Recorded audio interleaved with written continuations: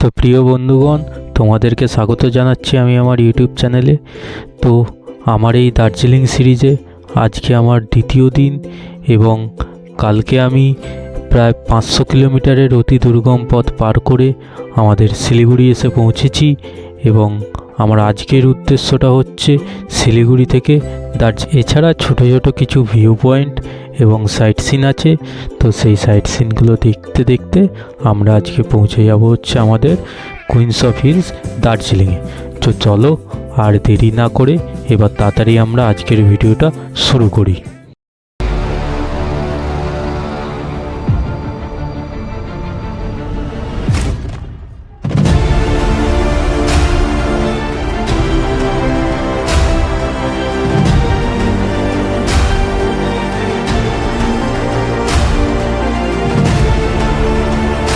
তো এইটা হচ্ছে আঙ্কেলটার বাড়িটা। তো আমি এখানে চা খাচ্ছি, এখন চা খেয়ে বেরিয়ে যাব। চলো আঙ্কেল আসলে তোমাদের সাথে দেখা করাচ্ছি। আমাদের কলকাতায় এত হিউমিডিটি, মানে কি বলবো।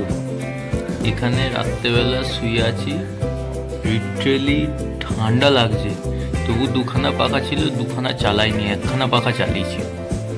একখানা পাখা চালাতে এত ঠান্ডা লাগছে কি বলবো, বাপরে বাপ। তো আমাদের পশ্চিমবঙ্গের একটা খুবই সুন্দর শহর দার্জিলিংয়ে, যদিও বা এর আগে আমি 1-2 বার এসেছি, কিন্তু যেহেতু এইবার আমি বাইক নিয়ে এসেছি তো কিছুটা কনফিডেন্সের অভাবে একটু ভয়ও লাগছে। আবার যেহেতু আগে এসেছি সেই কারণে এইখানকার সৌন্দর্য যেটা আছে সেই সৌন্দর্যটা এবারে ওপেনলিভাবে দেখতে পাবো, সেই রকম একটা আশাতে কিছুটা আনন্দও লাগছে। তো কিছুটা তো বলতে পারো কিছুটা আনন্দ কিছুটা ভয়ের অনুভূতি নিয়েও আজকে আমি আমার এই জার্নিটা আবারও শুরু করতে যাচ্ছি। তো যে কোনো অচেনা শহর এবং নতুন পথের উদ্দেশ্যে বেরোলে সবার ফার্স্টে যে প্রবলেমটা সবাইকেই ফেস করতে হয় সেটা হচ্ছে রুট নির্দেশকের। তো আমার কাছে যদিও বা জিপিএস মাউন্ট আছে, তবুও আমি এখানে পুলিশকর্মী একজন রয়েছে, তাকে একবার আমার রাস্তাটা জেনে নেব, কনফার্ম হয়ে আমি আমার গন্তব্যের উদ্দেশ্যে রওনা দেবো। দাদা, দার্জিলিং মোড় যাবো। হ্যাঁ, ব্রিজ। আচ্ছা, গতকাল রাত্রে আমি যার বাড়িতে এসে উঠেছিলাম, তো উনি একজন রিটায়ার্ড আর্মির অফিসার। তো সারা রাত আমরা কালকে খাওয়া দাওয়া করে শিলিগুড়ি থেকে দার্জিলিং যাওয়ার জন্য কোন রুট সব থেকে বেস্ট হবে সেই ব্যাপারেও অনেক কিছু ডিসকাশন করলাম ওনার সঙ্গে। তো ওনার হিসাবে ওনার বক্তব্য ছিল হচ্ছে, যেহেতু আমি প্রথমবার যাচ্ছি সেই জন্য আমার জন্য দুটো রুট বেস্ট হবে। একটা হচ্ছে ভায়া দার্জিলিং মোড়, যেটা দার্জিলিং বাইপাস, এবং 2 নম্বর হচ্ছে মিরিকের রাস্তাটা। তো আমি ডিসাইড করেছি আমি ভায়া দার্জিলিং মোড় হয়েই যাব। দার্জিলিং মোড় যাবো সোজা। তো অবশেষে আমি আমার শিলিগুড়ির বিহার মোড়ে এসে পৌঁছালাম এবং এখান থেকে আর প্রায় 10 কিলোমিটার মতন রাস্তা অতিক্রম করলেই আমি পৌঁছাবো হচ্ছে দার্জিলিং মোড়। তো শিলিগুড়ি থেকে দার্জিলিং যাওয়ার জন্য টোটাল 4খানা রাস্তা আছে। তার মধ্যে প্রথমটা হচ্ছে মিরিকের রাস্তা, দ্বিতীয় রোডটা হচ্ছে ভায়া খড়িবাড়ি, 3 নম্বর রাস্তাটা হচ্ছে রোহিণী বাইপাস কার্শিয়াংয়ের রাস্তা, এবং 4 নম্বর রাস্তাটা হচ্ছে আমাদের দার্জিলিং বাইপাস। তো দার্জিলিং বাইপাসটা যখন তৈরি হয়েছিল, এই রাস্তাটা স্পেশালি তৈরি হয়েছিল টয় ট্রেন যাওয়ার জন্য এবং ছোট গাড়ি পাহাড়ি রাস্তায় উঠবার জন্য। কারণ আমরা একদম সমতল ভূমি থেকে প্রায় 4000 ফিট অল্টিটিউডে আমরা উঠছি, এবং এখান থেকে তোমরা যদি দেখো বাঁদিকে হচ্ছে আমাদের খড়িবাড়ি এবং রোহিণী বাইপাস ধরবার রাস্তা, এবং এখান থেকে সোজা আমরা চলে আসলাম আমাদের এই দার্জিলিং মোড়েতে। এই মোড় থেকে এবার আমরা নেব লেফট। দেখে নাও, এটা দার্জিলিং মোড়। এই রাস্তাটা দিয়ে গেলে তোমরা একটু খাড়াইটা কম পাবে, আর কিছু না। যারা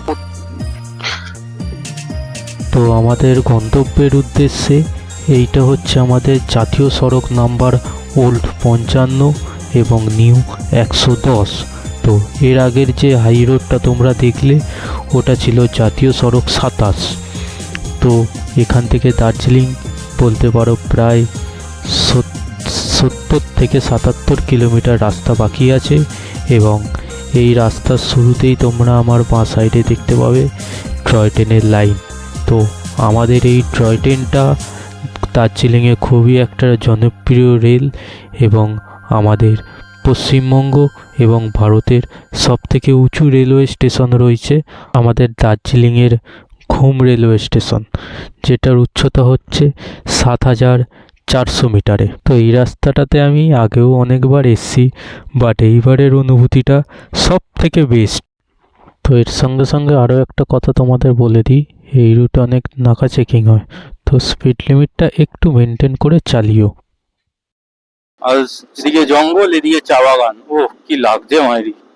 ওই ঝাপসা ঝাপসা কিছু যেন আসছে।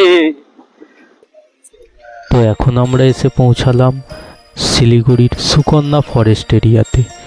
তো এই দার্জিলিং পথে পাড়ি দেওয়ার জন্য এই রাস্তায় প্রায় আমি 10 কিলোমিটার মতন এই সুকন্যা ফরেস্টের ভিতর দিয়ে যাব।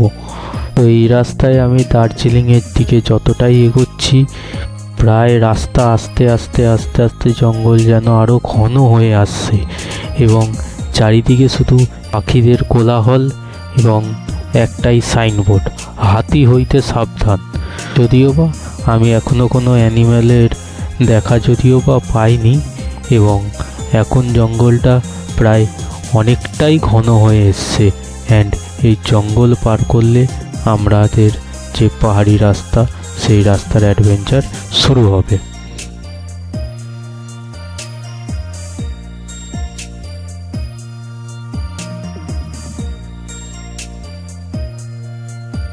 তোমাদেরকে আমি বলে দিই, তোমরা যদি কখনো এই রুটটা দিয়ে যাও, তো এই যে টয় ট্রেনের লাইনটা আছে রাস্তার উপরে, এটা একটু খেয়াল রাখবে। তো কলকাতা থেকে দার্জিলিং ট্রিপে প্রায় 2 দিনের অতি দুর্গম পথ পার করে আজকে শেষ পর্যন্ত আমি প্রথমবার দেখা পেলাম আমাদের পাহাড়ি রাস্তা, এবং এখন পাহাড়ি রাস্তা বেয়ে বেয়ে প্রায় আস্তে আস্তে দার্জিলিংয়ের উদ্দেশ্যে এগোচ্ছি। অ্যান্ড এখান থেকে বলতে পারো দ্বিধারা প্রায় 10 কিলোমিটার মতন রাস্তা, এবং রাস্তাটা সত্যি খুব অসাধারণ এবং খুব শান্তি ফিল করছি ভাই। আঁকা বাঁকা পথ, এবং এই যে রাস্তাটা যদি তোমরা যাও, প্রথমবার যারা আসছো, সাধারণতভাবে এই রাস্তাটা তোমাদের জন্য আমার হিসাবে বেস্ট হবে। ওইখান দিয়ে আসলাম, ওই জায়গাটা, ওই দিক দিয়ে ঘুরে ঘুরে এদিকে আসলাম। কারণ আমার 125 সিসির বাইক নিয়ে খুবই ফ্যান্টাস্টিক লাগছে ভাই। রাস্তাটা যতটা সুন্দর ততটা কমফোর্টেবলও চালিয়ে। আই থিঙ্ক ওই সেই উপরে যেতে হবে। এই দেখো উঠছে, দেখো পুরো। ও বেস্ট অফ লাক।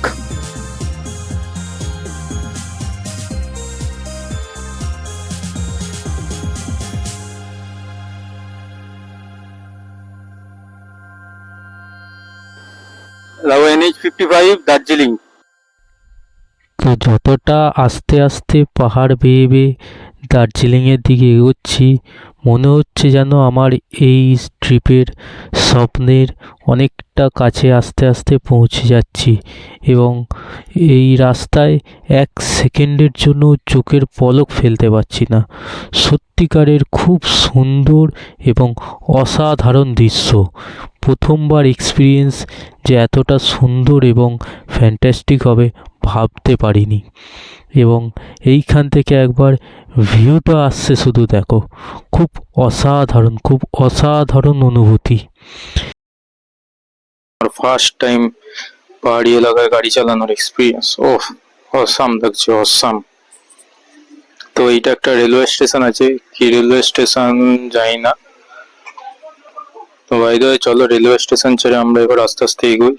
আর আমার একটু খিদেও পেয়েছে খুব, তো একটা কোথাও হল্ট করবো। আচ্ছা, তোমাদের একটা জিনিস বলে দিই, তোমাদের অনেকে ডাউট থাকে যে 125 সিসির গাড়ি নিয়ে এইরকম দার্জিলিং পাহাড়ি এরিয়া, ওহ তার আগে একবার ভিউটা দেখো কি লাগছে, অসাম ভিউ। তো 125 সিসি 110 সিসির গাড়ি নিয়ে ডবলে পাহাড়ি এলাকায় চড়া যাবে কিনা। তো আমার আগে যে একটা বাইক একটু আগে তোমরা দেখলে, তো আমার সামনে তোমরা যে বাইকটা দেখতে পাচ্ছ, এটা ওই মোটামুটি ধরে নাও হন্ডার অথবা বাজাজের প্ল্যাটিনা কিছু হবে, 125 অথবা 110 সিসির গাড়ি। তো ওনারা তো বিন্দাসই উঠছে, অসুবিধা তো কিছু দেখতে পেলাম না। দেখো সোনাদা 38। তো প্রিয় বন্ধুগণ, আমি আজকের এই ভিডিওটা এখানেই শেষ করছি। নেক্সট পার্টের জন্য অবশ্যই চ্যানেলটা সাবস্ক্রাইব করে নিও।